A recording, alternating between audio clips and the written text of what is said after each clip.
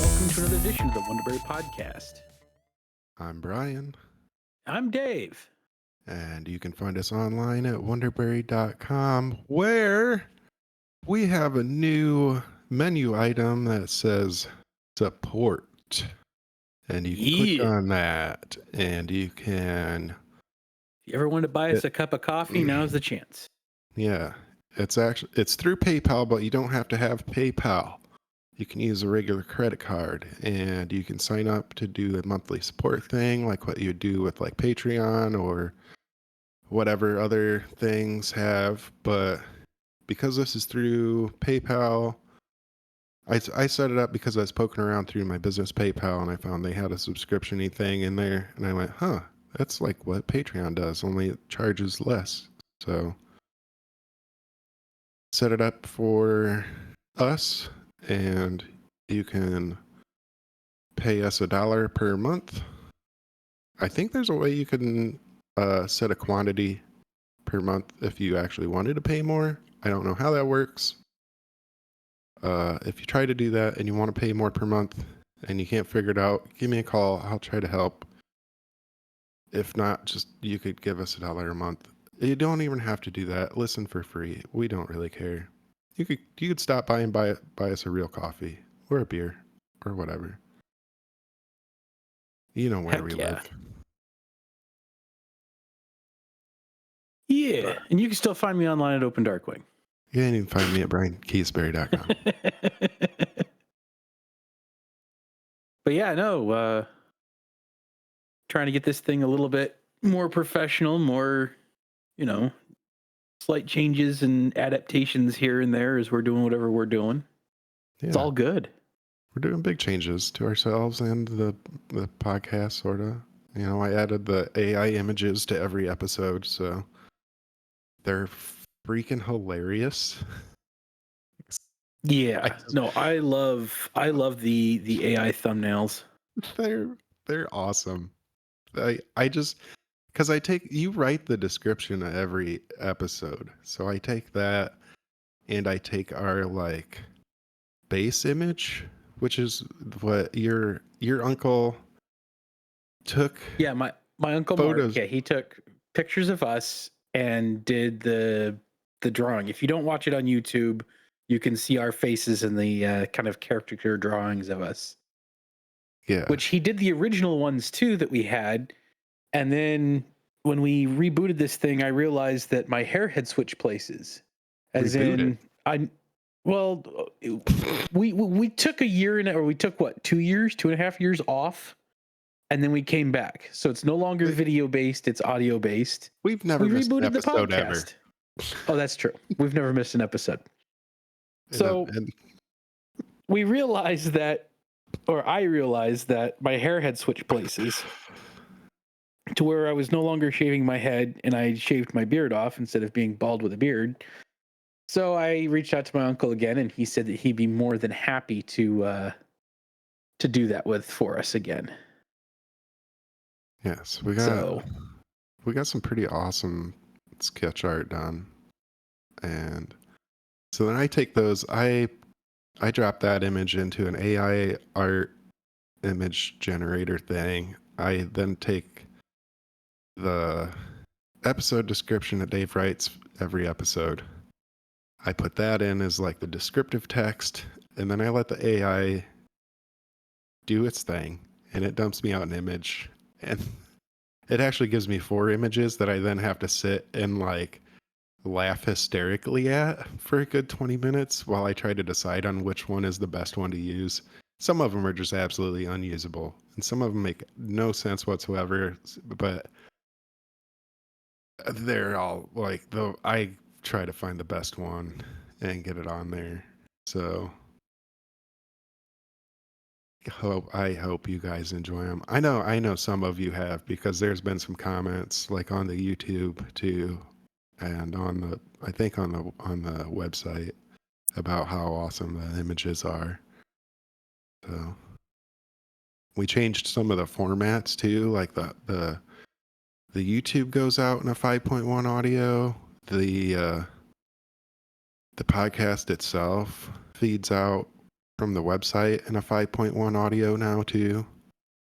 So I did one episode where I had like some hidden things in the background. So if you were like listening with some really good headphones, you would have heard me like going doing weird stuff in the background behind you. Yep. Just for funsies. It's always fun. We have a ton of fun doing this, and we've always had fun. We've always had a lot of fun with this. So Yeah, I know that I want to keep having fun. Yeah. Because we keep growing with it. Yeah. We keep learning too. So well, it's one of those things that if you're not learning and looking forward, you're going to get left behind. And so one thing I've learned is that you constantly have to not get stuck in your ways. Yep. And it's sometimes really difficult to do because most of us get into a habit or routine and we don't want to break free of that. Are you saying change is hard, Dave? Yeah, change can be pretty difficult sometimes. I don't think it is. I think it's the want to change that is hard. And doing the actual change is not the hard part.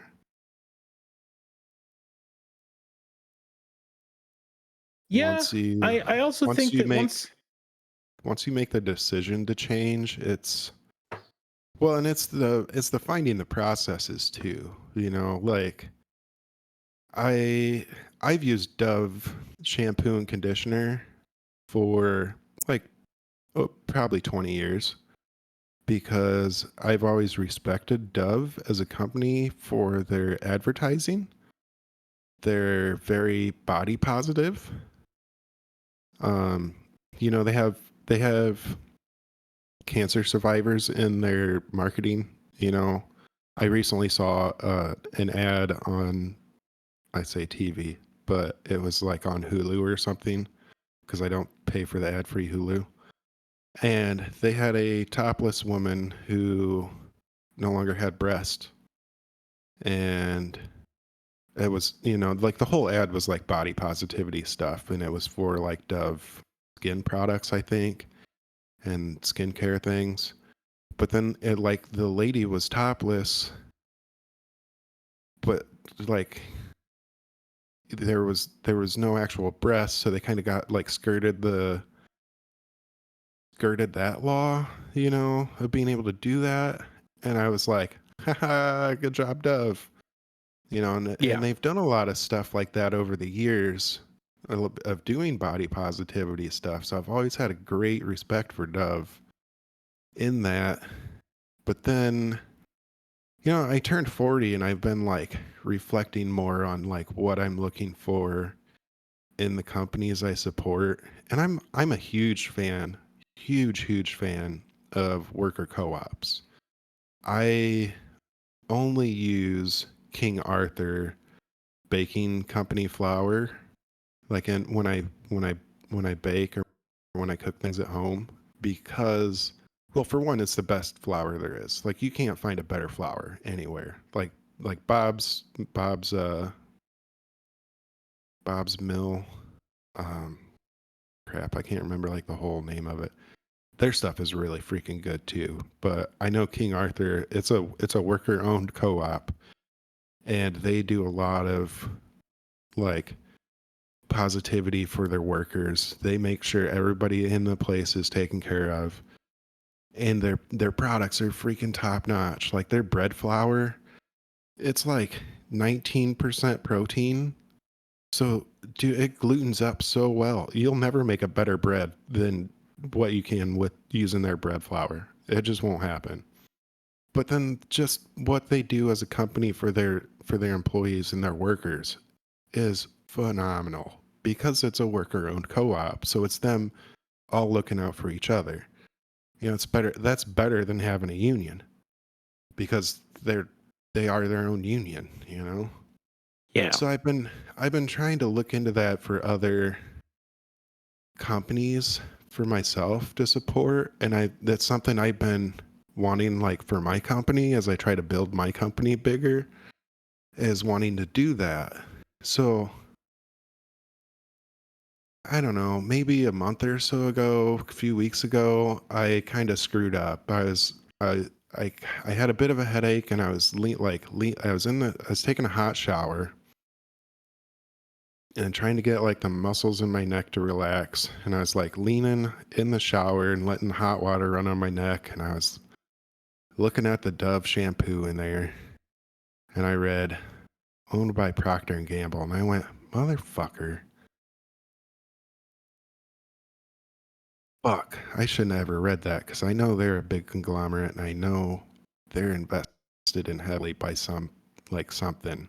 And so then, like, I got out of the shower and I got calmed down from my headache, and I went and I looked, and I was like, okay, who all owns Procter and Gamble? They're like 15%, or like 50. There's either like 15 or 20% owned by BlackRock. Do you know what BlackRock is? I don't know BlackRock. Okay, BlackRock is like a multi-trillion-dollar investment company that does a lot of shady stuff, and Oh, fun. they invest in like military things. Uh so like well, CT would say like military industrial complex, you know. Yeah. Long story short, what I end up telling people is they fund missiles. So I kind of summed it up like the last 20 years I've been buying shampoo and conditioner that I thought was being body image positive, and instead I was funding missiles that were killing civilians, which, isn't like the whole truth of it, but there's, there's a lot more to it. Like, it's only 15% ownership in the parent company. Dove itself really is like a pretty decent company. Procter and Gamble, Yeah. BlackRock, not at all. They only own 15%. They own 15% of a company. Dove, yeah. Am I being picky? Probably. Yeah, probably. But it really kind of made me look like, well, what kind of changes could I make there? Do I want to make a change there? I was like, is that something I could like quickly Google and find an alternative to? So I was like, is there a worker co-op that makes shampoo and conditioner? Like, I did a quick Google of that. I couldn't find anything that popped up quick. And I said, is there a family owned shampoo and conditioner company? It said, and Google came back and said Mane and Tail. And I went, okay, well, when I run out of Dove, I'm going to switch to Mane and Tail. So I went, well, okay, at least I didn't have to do a whole lot of research.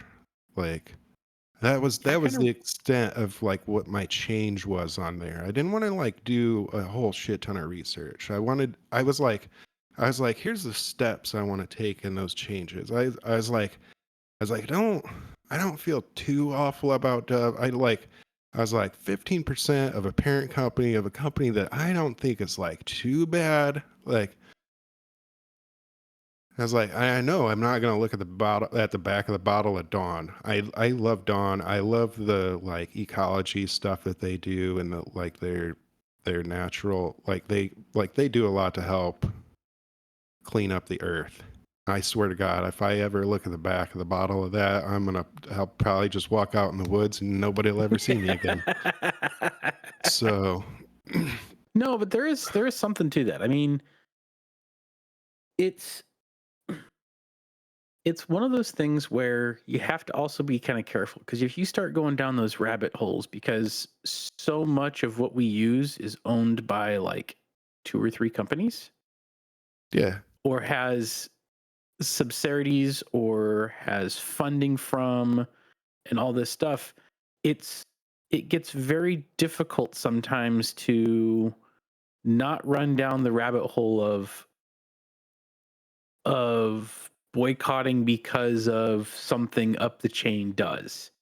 that's exactly why I said I'm not gonna look at the back of my Dawn Yeah. bottle because I And am it, not going down that rabbit hole. and you also I already and you know also there's issues up their chain, but if I don't look, it won't bother me. Be- well, because the other thing that I you have already to know that Dawn does a lot of good stuff, and I'm just going to like keep that. I'm just going to keep that out of my mind, and I'm just going to look at the baby duck on the front of the bottle, and that's going to be fine by me. the other thing that you have to pay attention to is who is having control versus who is holding money or debt. Yeah, So we liked, especially when it comes to some of these insane rich conglomerates, there are the same person can hold, or the same entity can hold debt, so that they're technically owners of multiple things that are run completely different. Some are run completely ethical, some are run unethical. Prime example, you and I are both fans of SpaceX and what Mhm. they're doing for space, what they're doing for all that stuff.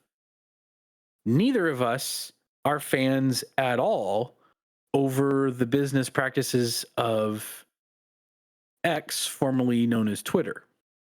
yeah. The same person and the same entity owns and controls both of those. Yet the byproduct of both of them, although SpaceX is starting to slide downward in absolute dog shit of stuff, but it's run vastly different as company outlooks, how they're treating everything. I So think they're doing to space travel what Ford originally kind of did for like the automotive industry, and that they made it efficient to like build they showed automobiles. they showed a model of how you can do reusability and relatively cheaper space flight. Yeah, and Ford did the same thing, like Mercedes and uh Packard. There was other companies before that were just like hand assembling vehicles, and it was taking forever, and it was slow and painful to build a car, and they were super expensive. And Ford came in and he designed the assembly line, and it made cars cheap and efficient to build.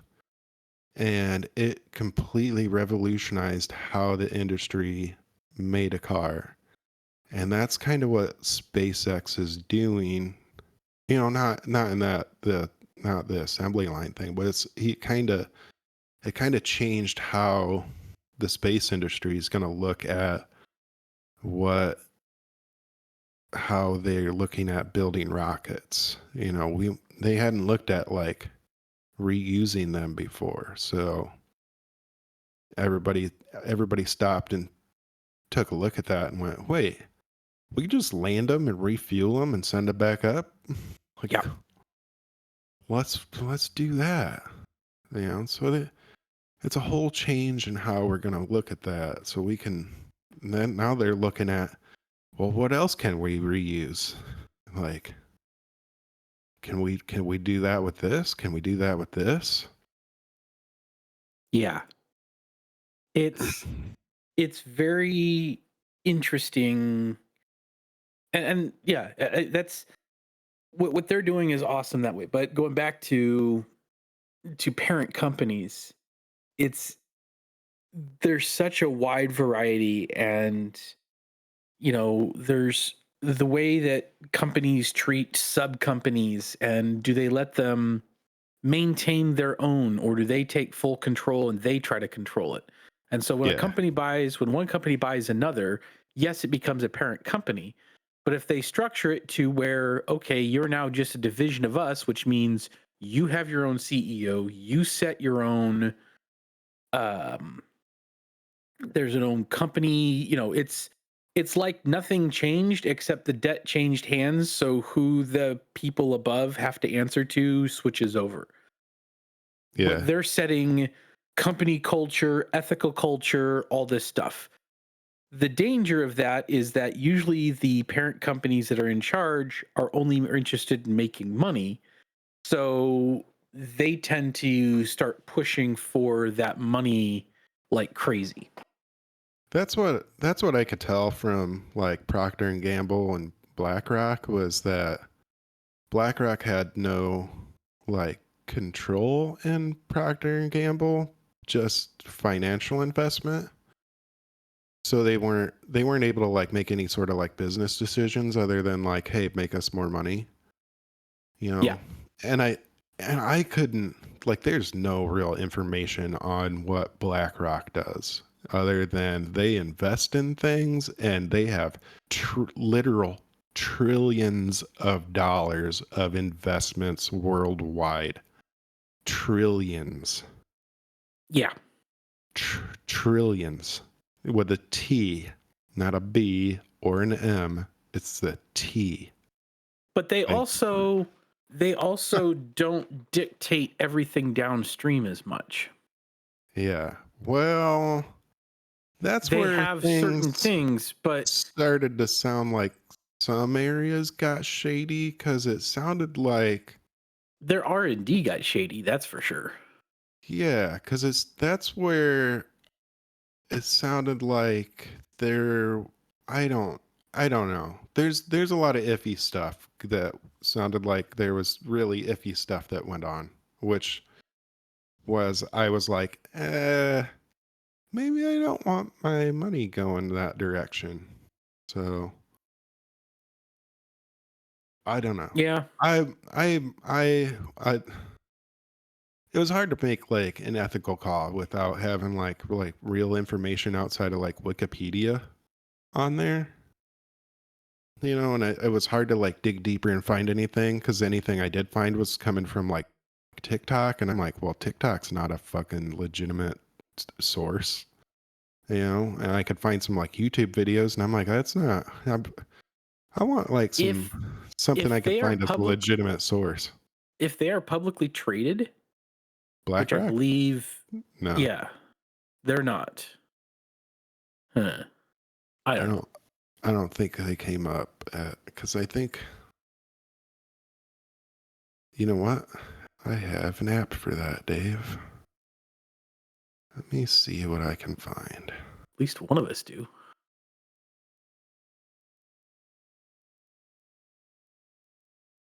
I do I do a little bit. Oh, they are a publicly traded company. So you Engages can in get a lot of providing. information from publicly traded companies because they have to submit all sorts of shit to the SEC. See, that's where a lot of people, and this is where I get frustrated, is a lot of people like to, especially when it comes to government, especially government entities, people are saying, well, we don't know where this money is going. And that seems to be a Uh, very common thing. Every penny that a government entity gets, it has to account somewhere. And all of that information is uploaded and used, or uploaded and you have access to it. You have to understand how to read it. You have to do and learn how to do it. But there's so much that's accounted for, which is how when there's money missing, they say, or that there's not an accounting, it's such a huge deal and people can find it, is because if they aren't filing it properly, that's when things start to become problems. But this adage of, well, we pay this much in taxes and they never tell us where it goes. Well, they do tell you where it goes. They have a very, very detailed accounting of where that money goes. well, that's if And it's yes, all they're not in going to the United be, States too. Well, yeah, but that's what I'm saying for here and what we're doing. But when a publicly traded company, they have to account for money as well. They're not as detailed as government entities, but those SEC filings are no joke for information. So this says BlackRock Inc. engages in providing investment management, risk management, and advisory services for institutional and retail clients worldwide. Its products include single and multi-asset class portfolios investing in equities, fixed income, alternatives, and money market instruments. So they are money movers. Yeah, it says their market cap is 101.18 billion, which is quite a lot less than what I had read before. So, oh boy, there's a whole lot more BlackRocks on here too.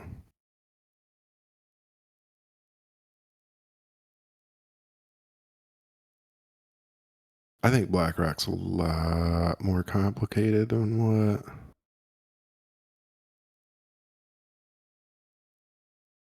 Yeah, and they may own majority stocks, but just because you own a majority stock doesn't mean you necessarily own a majority vote.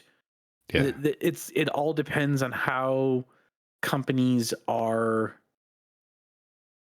structured, and because company law and corporation laws, and depending on what type of corporations, because that's so complicated, people try to dumb it down, but it's so complicated that the nuances make all the changes in the world.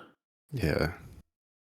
And it gets frustrating because people understand a little bit because they've read the dumbed down version that they think they become subject matter experts.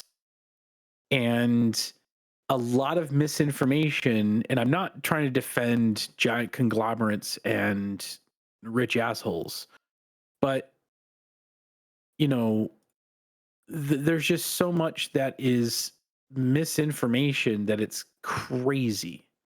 You know, if I put money in a some sort of a fund, right? Like a money making fund, and I pay taxes on the money that's going in, I don't get taxed on the money coming out because I've already gotten paid. I've already paid taxes. But if I put 100,000 in, I pay the taxes on the money going in, and 40 years later, I pull out, as a number, $20 million. I don't have to pay taxes on that because I already paid taxes on the money that's invested. Mm-hmm. Someone out there would look and go, you just got $20 million that you didn't have to pay taxes on. You didn't pay taxes on that money. And it's like, well, I did, but it was at a much smaller volume a long time ago when I put it in. I'm getting that money now. I'm suddenly a multimillionaire that I didn't have to pay taxes on that money coming out. And Yeah. so those people look at that and they go, well, you're not paying taxes. He's, because all they understand in taxes is income tax from income.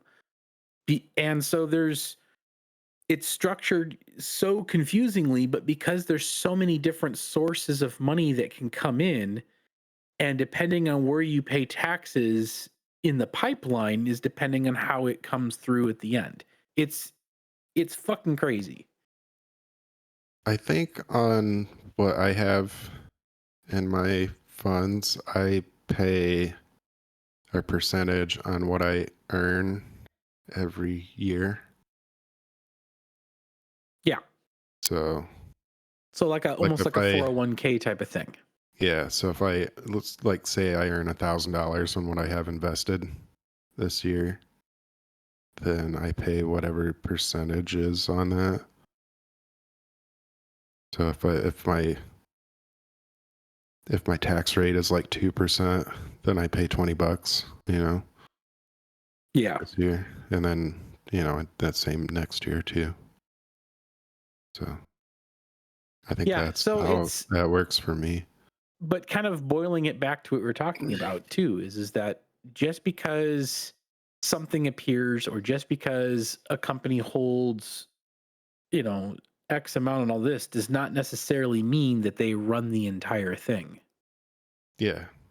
I'm just saying I don't want my money going to them if their like side hustle is making military equipment that I don't know what they're doing with when we already spend way too much on our fucking military anyways.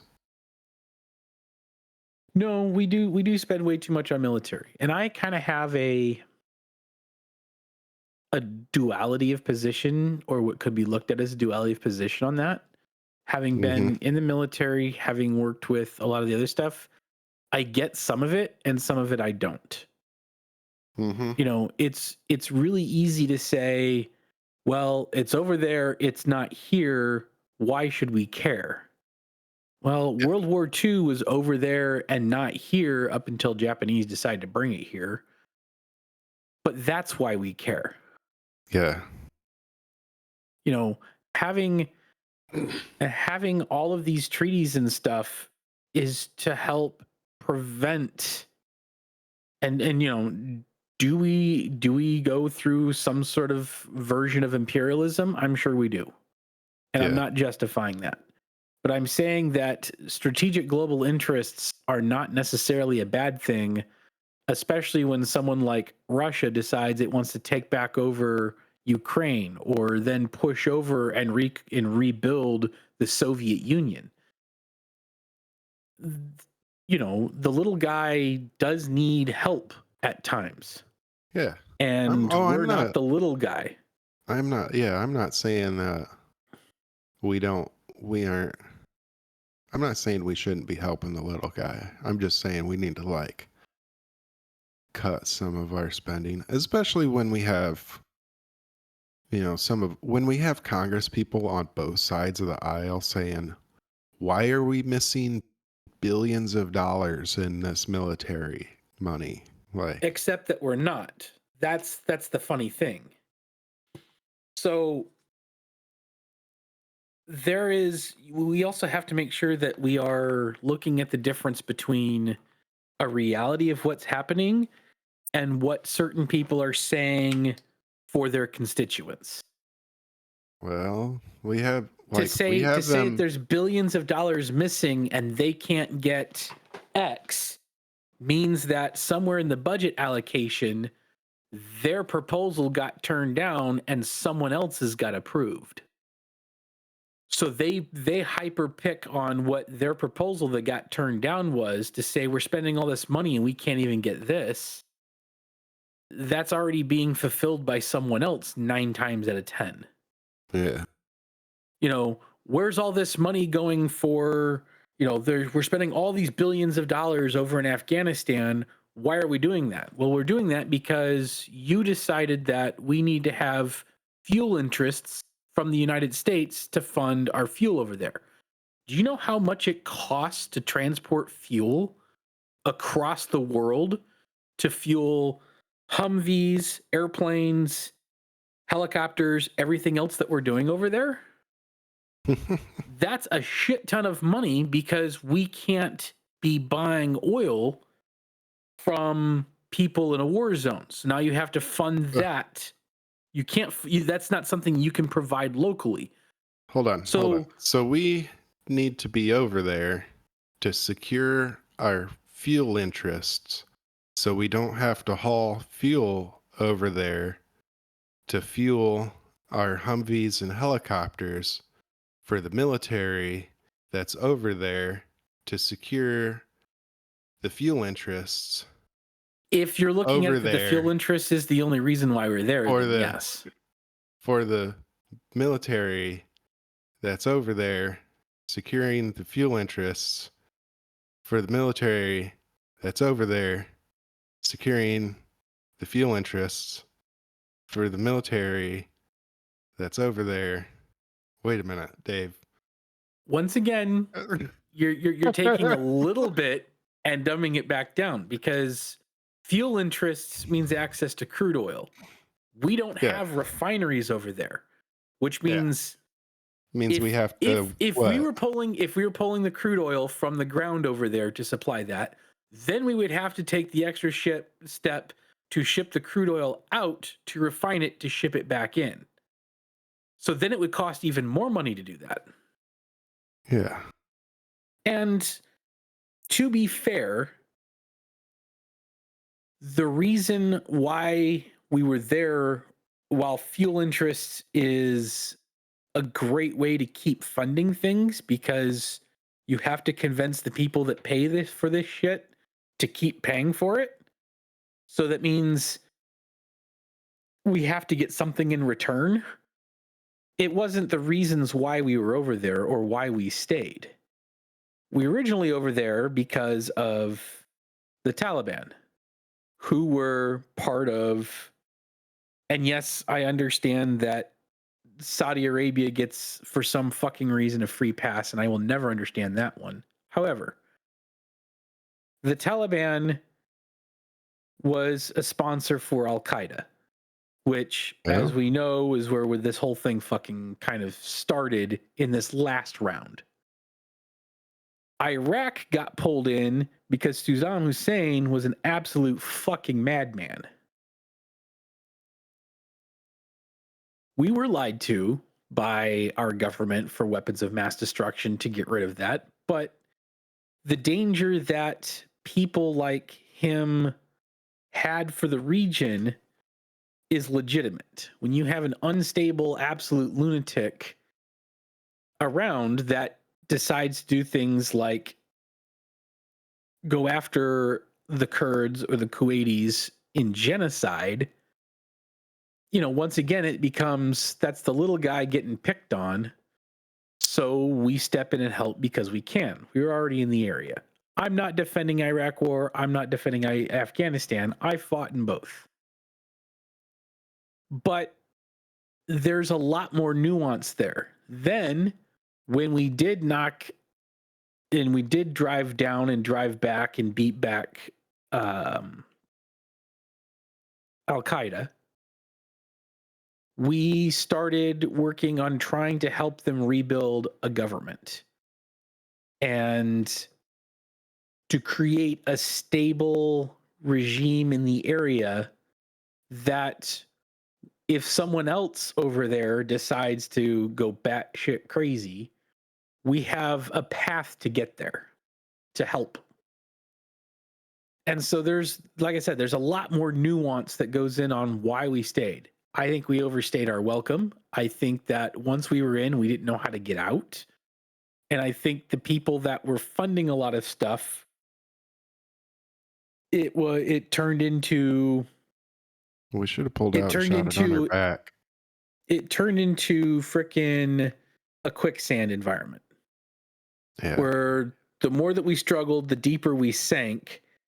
And it got to the point where an exit strategy gets very messy because we hamstringed ourselves and we realized that the elected regime that we put in did not exactly fully align with our interests.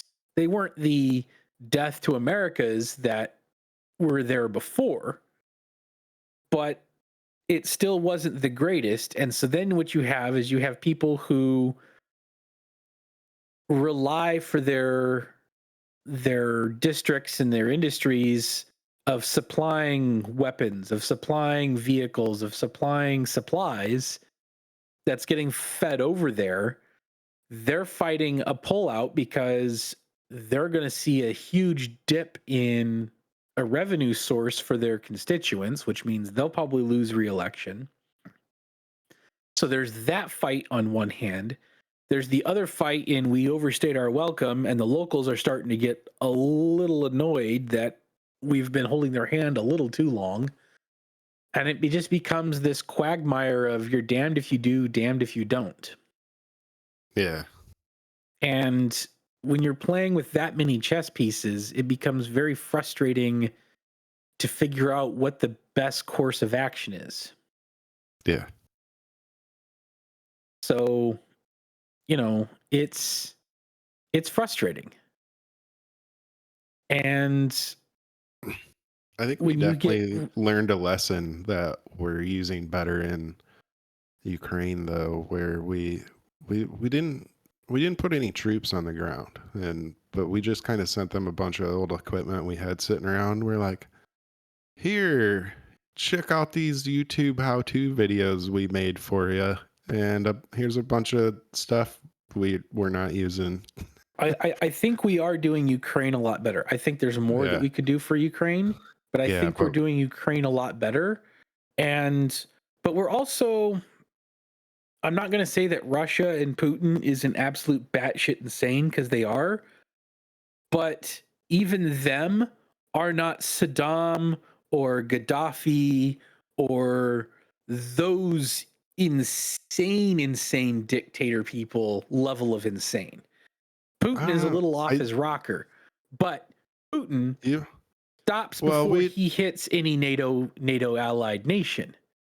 Yeah. He's picking on Ukraine because it's not a NATO allied nation. That's why he's stopping at Ukraine. Saddam was moving in, and this happened in Desert Storm 1, and it kind of was starting to filter back over. He was committing complete genocide over groups of his own people, and he wasn't giving a shit who was standing in his way. Yeah. That's the difference between the two. If Putin had decided to act like either Gaddafi or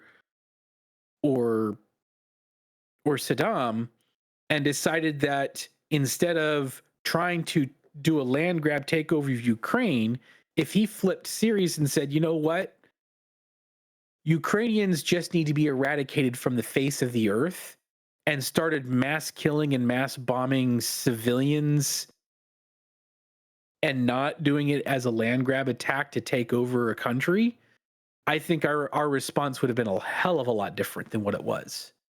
Yeah.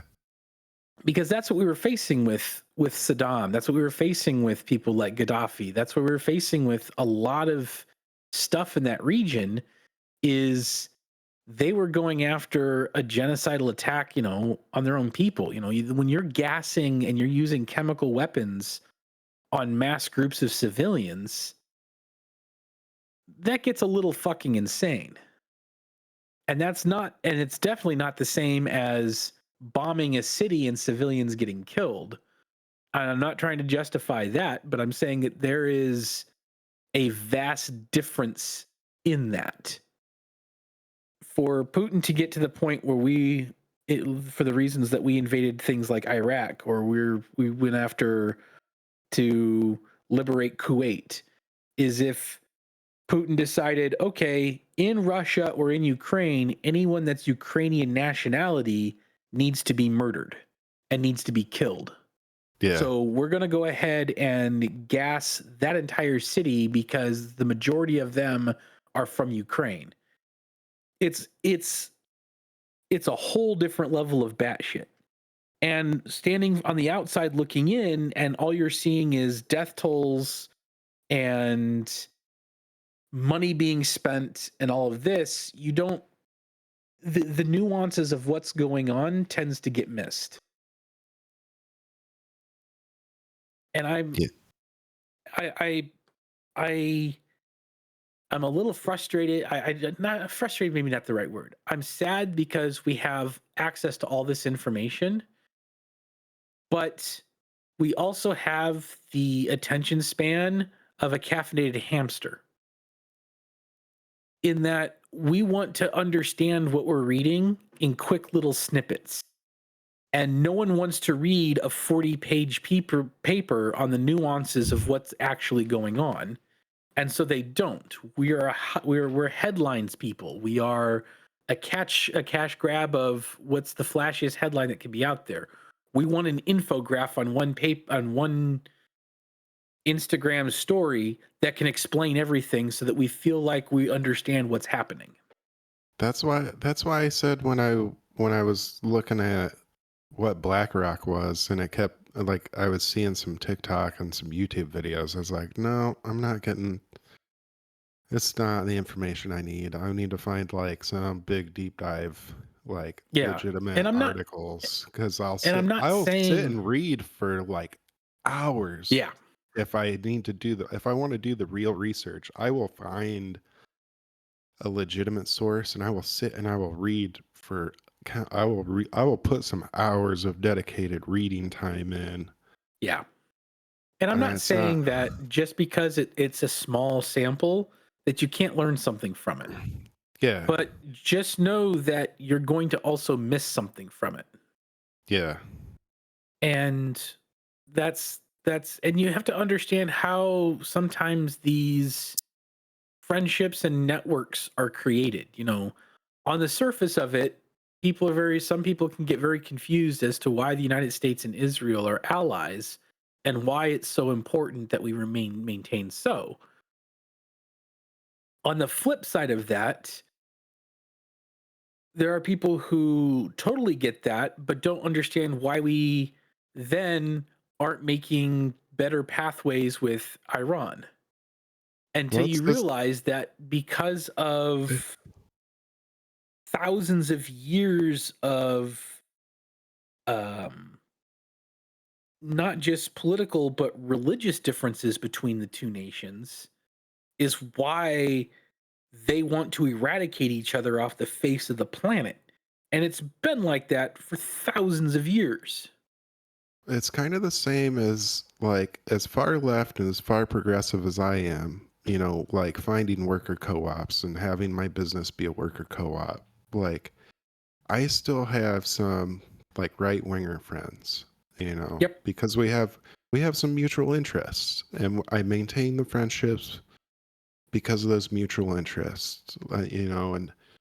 And like having a beer and cigar friend that I cut wood with, and he's mechanically inclined, so we kind of do, we work on some things together. And who I'm talking about because you came Yeah. up and you guys talked military things together. And I'm not going to name drop him on the podcast, but No, no. And we got and along like I'm a very heavy leftist as well, and he and I got along yeah, just fine. yeah, and it's the same thing like with the U.S. and Israel. Like you gotta maintain the friendships, or you're gonna just start throwing nukes at each other. So Yeah. and I've Yeah. And like it's there's a lot more nuance than people either realize or want to be involved with. yeah. So And yeah, so I'm not saying that it's a bad thing. I'm not saying it's a good thing. I'm just saying that it's it's very difficult to get an idea of what's going on very quickly. yeah. And there needs to be Do some deep dives. Get off the fucking TikTok and do some deep dives yeah, and into maybe even go take a journalism course at a community college. Then touch you'll grass. understand how to find sources, how to when you find something, don't start if you really want to First, understand hold something, on. don't That's the start with hold a on. You conclusion said and work you said backwards. you said one of the most important words in all of research, Dave. Sources. If what you're getting information from doesn't cite a source, guess what? Not real information. And if they don't cite a source, or don't, if you're wanting to do research information, don't use news as a source. No, No and matter no don't cite matter no your matter what media conglomerate you follow, don't use that as a source. and Find don't a use journalist. yeah, If don't you want to use understand what's going on, find a series of journalists that you like that write for a vast grouping of publications. and Don't not one find that uses don't its go own find a self. CNN journalist that does everything himself. Find someone, and this is where X is honestly really awesome, and I've been using them from X for a while, and I want to start finding them on Mastodon or Blue Sky or whatever else. but independent journalists that go out there, they write their stories, and then they go sell them to some sort of publication. Those independent journalists are insanely embedded, and they are some of the best sources of information if you understand what's going on. Yeah. If you want to know what's going on geopolitically, then find out from the people, from the policymakers and the stuff that they publish out, or educational sources, peer-reviewed papers on subjects. And the reason why peer-reviewed is so important is because they will process down information.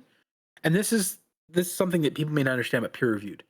So what a peer-reviewed paper is someone writes up a paper and submits it out. Then people who are also experts in that field on a wide swath of political opinions look it over, and they give it thumbs up, thumbs downs, they give comments on it, dissertations on it, and all that. So you can so when you get that, when it finally gets to us, not a draft that news people love to throw out there and be like, well, there's this paper and it hasn't been peer reviewed yet. There's this paper it's saying this, so therefore they're all idiots. Well, yeah, they're idiots because they haven't been knocked down. 9 times out of 10, those fucking papers get shredded out quickly. Like the fucking vaccine causes autism thing. That was one guy. I can't remember his name off the top of my head, and I wouldn't say it if I did, because he's a fucking nutcase. He wrote this whole thing about how vaccines can cause autism. And it was a paper. He wrote a paper and he published a paper. When it got to the peer-reviewed side of things, it got completely eviscerated because he didn't follow anything that you're supposed to follow for that shit. He used bad math, bad sciences, incomplete conclusions, did not actually put forth conclusions when he had his processes and all this stuff. And when it came to the peer review side of things, it was rejected outright for being an absolute pile of shit. But because it was published, and then someone picked it up before the peer review period, they were like, well, here it is, publication. You have to watch those types of things. You know another paper that was also handled the same way? A paper on the effects of Chinese restaurant syndrome. Oh, yeah. Yeah, we went over that. It was the same way. Never peer-reviewed. It was published under a fake name in a science paper in the opinion section in the back. Yep. Under a fake name. Stay name. away from opinion pieces. Yeah. If and then caused a whole bunch of racist hype afterwards. Yeah, it did. If you want to get information on an event that happened that became controversial somehow, either find the independent journalists that were there and read their stuff of it, or there are websites that show left to right media biases. Find one of those, find 3 or 4 sources that covered that event, and read them, all of them, and realize that they're going to be slanted one way or the other, but if you read them all together and aim somewhere down the middle, you'll get probably what's going on. Yeah. Don't stick to just one news site. Don't automatically dismiss places because of a bias one way or the other. Just find independent journalists. Find sources. Like Brian said, sources are so important. And so important. Don't be afraid to make the change, and go just take a minute and think about the process of the change and simplify it a little bit. It's not hard. Also, getting through it's the harder part. Yeah. Also, one more thing before we move on, because we're inevitably going to do. Finding your new shampoo is the hard part. Try finding a shampoo after not using anything for over a decade. Yeah. Well, you want to know? We're going to mane and tail, Dave. They're owned by the same family that started them up. It's owned by the same guy that started it up 20 something years ago, 30 years ago. I forgot already. I just looked it up Yeah. not long ago and I already forgot. But same, it's family owned. Seems all legit and I spent like a good hour and a half reading about them. So yeah, I just kind of get the same shit that I always get and change it up every once in a while. I think I might change it up once this runs out. I might go back to, or I might go to whatever the wife and the kid use, so that we just have to buy one thing. Well, get them on go try a mane and tail once. See if they like it. They might. Problem with them is that they have very, very sensitive skin. So any extra oils or fragrances absolute destroy them sometimes. They have Like an olive oil. homemade soap stuff that people have. Cannot do.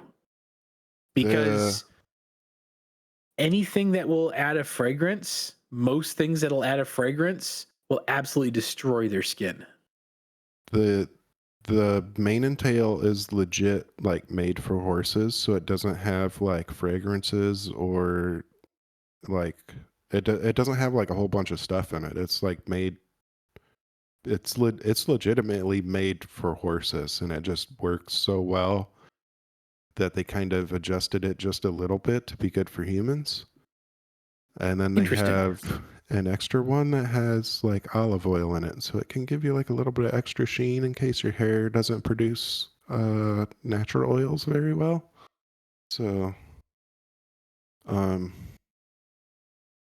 it is cruelty free, but because it was made for horses, I don't think they can say not tested on animals. So I don't know how that works. I guess it is tested on animals because it was made for animals, and then cruelty free does not necessarily mean that it wasn't tested on animals. Yeah, so it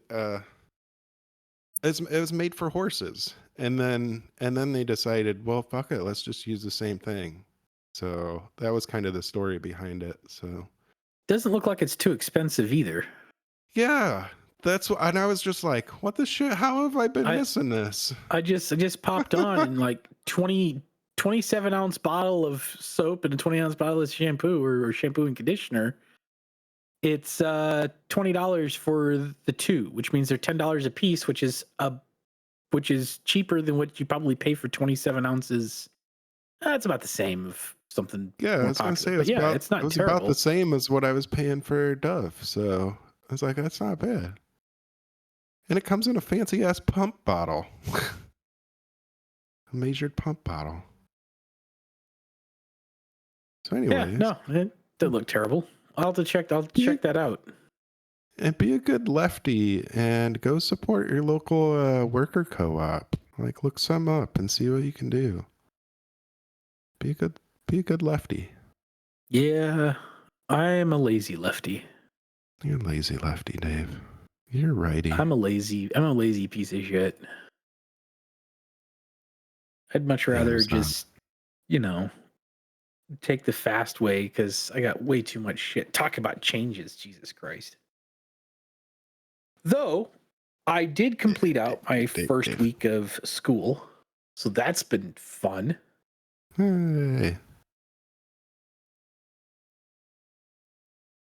Because I think, I hadn't started since the last time we recorded. So I'm taking photography 1 class and video and sound, which is pretty much a videography class at the same time, because I'm an absolute glutton for punishment. And man, is this thing going to make me have to get juices flowing creatively and stick on a high pace schedule for when things are freaking due and that kind of bullshit. Jesus Christ. Yeah. So like Wednesday night, I had my videography class. So we have to storyboard kind of like a short that's going to be about 2 minutes long, but it uses 10 shots, 10 different types of shots. We've got to storyboard it, record it, edit it, and have it submitted by like Monday night.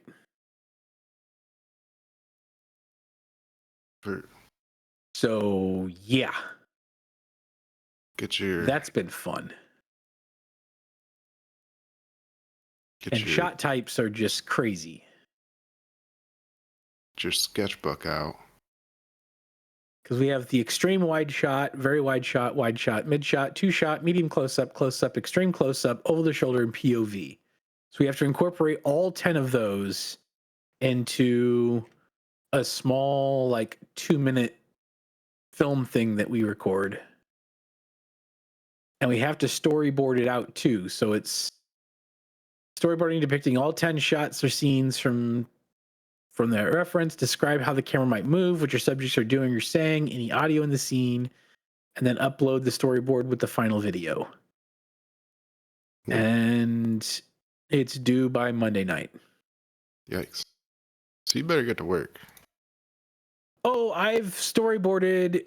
I've almost completed, like, I've written out the storyboard. I got to finish, like, drawing the fucking pictures because that's the worst part of a storyboard.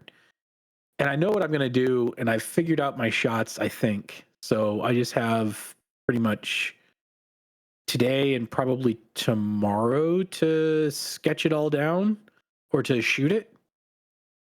And then, yeah.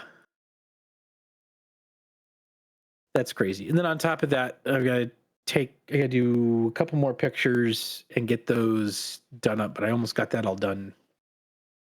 So for my photography class, finally learning how to do all the manual modes in photography.